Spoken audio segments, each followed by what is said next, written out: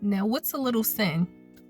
Now, this one was sparked by a video that I seen by Nick Jones. I love watching his channel. He has a lot of Christian and like biblical, topics that he covers. But this one was on that woman that's from Insecure, and she said that she is still a virgin and she's 39 years old. I would have never thought from her character anyway, but that's besides the point. I had seen his video and then I heard about the topic on the radio first yesterday, and I was having a conversation to one of my friends, and I was like, I really don't want to expand that energy out unless I know that I'm in a stable, firm relationship that has a strong foundation, that we can work on the things that we know are needing to be worked on. We know the sex is good. Like, I've had sex before. We've had sex before. And we know that that's good. But for us to be able to get to another place that we haven't been able to get with anybody else, we need to focus on the things that we didn't focus on with those other people, even amongst ourselves. So we have to focus on, getting to know each other, getting to know each other's triggers, getting to know how we respond to certain things, our backgrounds, our likes, dislikes, our preferences, all of that. And plus making sure that we have a spiritual connection that is strong and rooted in God and Jesus. And so that we don't become codependent on each other. We become dependent on God, on Jesus, because trying to be codependent on each other, we're going to fail every time. So anyway, what's a little sin? So I had sent him the video and he was like, this is so one-sided. And I sent it to him because he kept saying like sex is so important to a man. And I'm like, men don't need sex. It's not air, it's not water, it's not, food. It's not needed. It's a preference that has been over abused and discarded so easily. Once one little thing is disliked amongst each other, then the sex just goes out the window. The whole relationship goes out the window. You find that you don't even know that person anymore, after you done just gave your body and your energy, and then you're left thinking and wondering and processing emotions about that person after they're gone. Soul ties. I don't want any more soul ties. I'm ready for my stable, I'll know. And the fact that I'm having this debate is like, I know already that this is not where it's at. Let's go to the 7 sins. 7 sins. I got my notes here because I'm a baby Christian. I'm not really Christian in religious sense, but I'm a baby follower of Christ. So I'm learning, I'm growing every day. So yeah, the 7 sins: wrath, greed, sloth, pride, lust, envy, and gluttony. And this one, we're talking about lust. We're talking about, sex. We're talking about, sharing our bodies with people before we have a firm spiritual foundation to be able to fall back on. Because what if there's a time period where you can't have sex? You're with your person and something happens and y'all can't have sex together. What are you going to fall back on? People change, bodies change. What if there's a period where somebody changes in a way where so that lust or that attraction is not there anymore? What are you going to fall back on? That leads you to have wandering eyes to find something else to lust over. Like, no. So another coincidence that has been coming up, because I feel like it's a whole coincidence that I had that conversation last week, and then yesterday it comes out that woman is a virgin and she's 39 years old, and then I find that video debating the topic amongst 3 men. I go on YouTube, and for the past 2 days, and I'm gonna put the video, the pictures here, showing that I'm not lying. This is not coincidence. I've been seeing the same number of likes on different videos, and I'm like, why is the numbers changing? People would have like thousands of views and the video will be years old. These are big channels and they only have like a certain number of views. So the other day, can't remember the other day, but today it's 8:33 on every video that came up this morning. 8:33 have been the likes, no matter the views. No matter when they posted it, it was 8:33. So I'm like, let me look up 8:33 because I'm big on numbers. This time it's going to be with a biblical reference. So when I Googled it, it came up to Strong's Hebrew, meaning to go forth, to be level, to guide or lead. So I'm like, I like pretty much almost every video that I watch because I'm just supportive of the fact that you're even producing content, that you have the courage You have a voice. You're using your voice. And if I'm watching you, I most likely like it. So I likes it. And it turns it, of course, the likes to 834. So I look up, what is 834? And when I Google it, it references John 834. And that means everyone who keeps practicing sin is a slave of sin.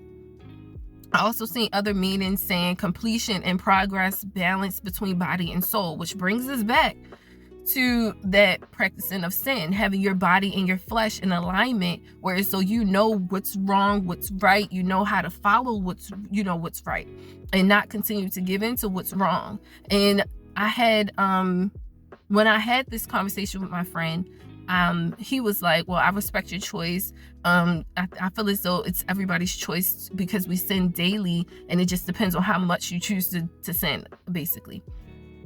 And I was like, I disagree, because it's the same as saying that you steal, but I only steal on Saturdays, so it's not that bad because I choose to only steal on Saturdays. No, you're still sinning, and you know that you're actively sinning. It's like, once you know better, you should do better. Of course you can know better, and then you get convicted and you start feeling bad, and feeling like you are justified in your sins because you don't want to make the changes. You don't want to go through the necessary processes that are going to be required for you to stop that habit that has built up in you for years. And not saying that you're wrong, you're bad. Everybody sins. I've stolen. I've been angry. I've acted out of anger.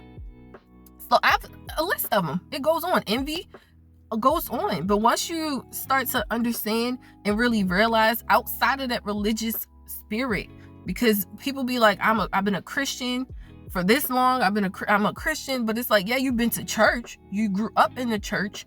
But how long have you been an actual follower of Christ? Because if we look at it, Christ did not sin at all. So to say that I'm going to sin a little bit, I'm going to sin here and there, this sin ain't that bad, that sounds contradictory to me. Like, that sounds like excuses to me. And I don't like excuses. Like, that sounds like I'm going to settle for giving into my flesh. I'm going to settle for the bare minimum, knowing that I'm worth so much more, and knowing that I'm capable of so much more. But anyway, taking it back to the numbers, so 833 coming first means to go forth and be level. So 834 coming up next, meaning who practices sin is a slave of sin, means that we need to go forth with putting our body into balance with our flesh and our soul. Of course we're going to have urges, of course we're going to have wants, of course we're going to have feelings that associate with lust, with greed, with envy, with gossiping, all that. Of course we're going to have that. But that doesn't mean that we need to go forth with it. We need to go forth with bringing that balance. Bringing that balance into our life so we can have that completion, that progression towards continuously putting in that intentional effort to follow Christ, to follow God, to follow his steps. Not saying that we're going to be perfect. It's going to be temptation. It's going to be times when we go ahead and fall short, that we go ahead and, make the wrong decisions or not the best choices. And that's a part of being human, of course, but don't try to excuse being human for continuously and consciously making the same decisions to sin, even when you know that sin is not right. That's not right.